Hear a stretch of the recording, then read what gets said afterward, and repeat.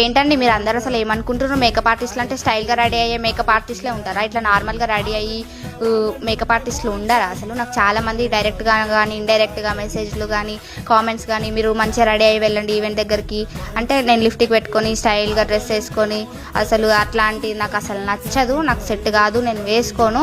నా ఇంట్రెస్ట్ మొత్తం కూడా నా క్లయింట్స్ పైన ఉంటుంది, వాళ్ళ లుక్ బాగుందా లేదా అని చెప్పేసి. నా లుక్ కాదు, నాకు అక్కడ వర్క్ అనేది ఇంపార్టెంట్, వాళ్ళ అప్రిషియేషన్స్ కానీ అట్లాంటివి నాకు ఇంపార్టెంట్. మళ్ళీ నేను వేసే మేకప్ లుక్స్ కూడా నేను అసలు ఏ ఫిల్టర్ పెట్టకుండా న్యాచురల్గా యాడ్ చేస్తున్నా. మీకు నచ్చితే బుక్ చేసుకోండి, మేకప్ వేయించుకోండి, లేదంటే నోరు మూసుకొని ఉండండి. థ్యాంక్ యూ అండి.